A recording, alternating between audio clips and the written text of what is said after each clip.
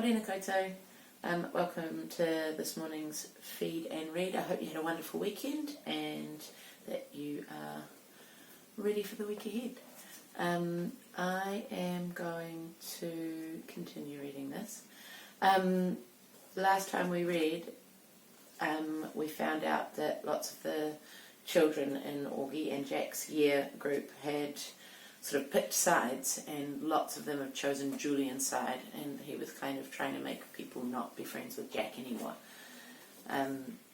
But he still has Augie and he still has Summer, and they're kind of in their own little group together. This chapter is called August's House. It was already the middle of January and we still hadn't even chosen what science fair project we were going to work on. I guess I kept putting it off because I just didn't want to do it. Finally, August was like, dude, we have to do this. So we went to his house after school. I was really nervous because I didn't know if August had ever told his parents about what we now called the Halloween incident. Turns out that the dad wasn't even home and Mum was out running errands. I'm pretty sure from the 2 seconds I'd spent talking to her that Augie had never mentioned a thing about it. She was super cool and friendly toward me. When I first walked into Augie's room, I was like, whoa, Augie, you've got a serious Star Wars addiction. He had ledgers full of Star Wars miniatures and a huge The Empire Strikes Back poster on his wall. I know, right? He laughed. I sat down on a rolling chair next to his desk, and I plopped down... he sat down on a rolling chair next to his desk, and I plopped down on a beanbag chair in the corner. That's when his dog waddled into the room right up to me. He was on your holiday card, I said, letting the dog sniff my hand.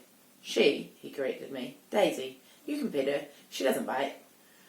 When I started petting her, she basically just rolled over onto her back. She wants you to rub her tummy, said August. Okay, this is the cutest dog I've ever seen, I said, rubbing her stomach. I know, right? She's the best dog in the world, aren't you, girlie? As soon as she heard Augie's voice say that, the dog started wagging her tail and went over to him. Who's my little girlie? Who's my little girlie? August was saying as she licked him all over the face. I wish I had a dog, I said. My parents think our apartment's too small. I started looking around at the stuff in his room while he turned on the computer. Hey, you've got an Xbox 360, can we play? Dude, we're here to work on our science fair project. Do you have Halo? Of course I have Halo. Please, can we play?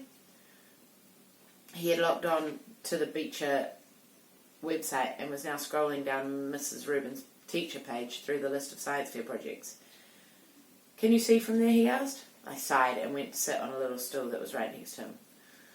Cool Mac, I said. What kind of computer do you have? Dude, I don't even have my own room, much less my own computer. My parents have this ancient Dell that's practically dead.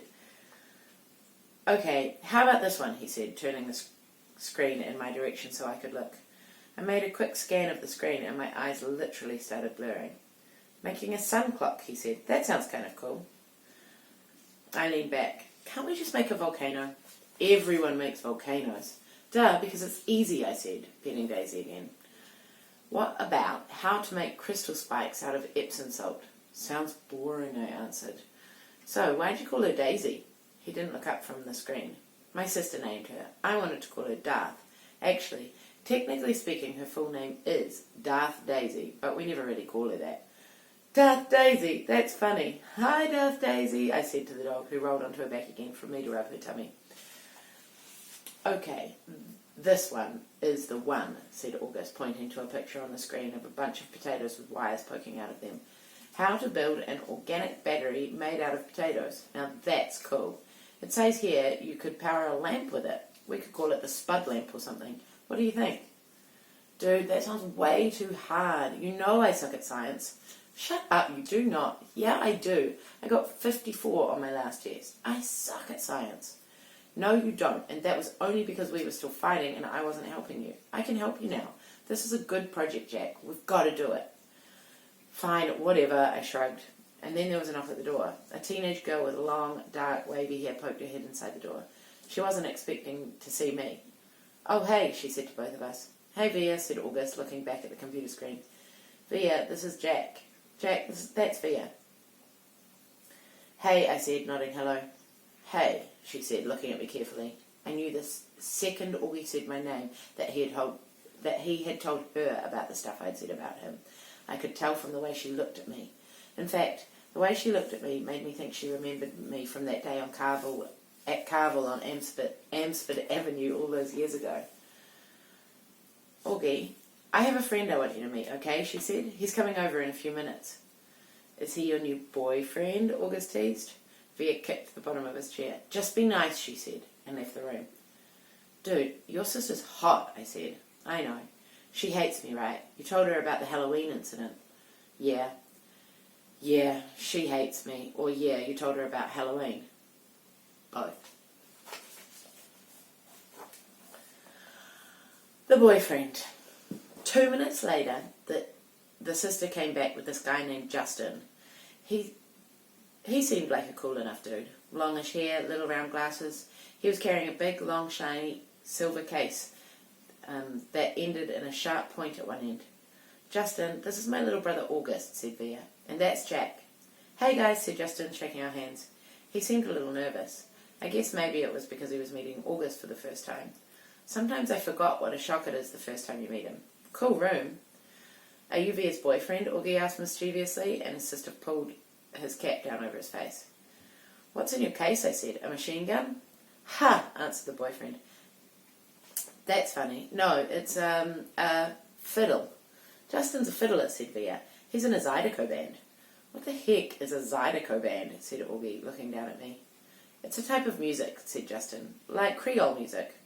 What's Creole? I said. You should tell people that it's a machine gun, said Augie. Nobody would ever mess with you. Ha, I guess you're right, said Justin, nodding and tucking his hair behind his ears. Creole's the kind of music they play in Louisiana, he said to me. Are you from Louisiana? I asked. No, he answered, pushing the glasses up his face. I'm from Brooklyn. I don't know why this made me want to laugh. Come on, Justin, said Via, pulling him by the hand. Let's go hang out in my room. Okay, see you guys later, bye, he said. Bye, bye. As soon as they left the room, Augie looked at me smiling. I'm from Brooklyn, I said, and we both started laughing hysterically. That is the end of Jack's sort of part, and the next part is from the point of view of Justin. So I'm going to leave it there for today. Hope you have a wonderful Monday, and yeah, we'll be chatting with you either today or tomorrow, I guess. So look forward to chatting with you.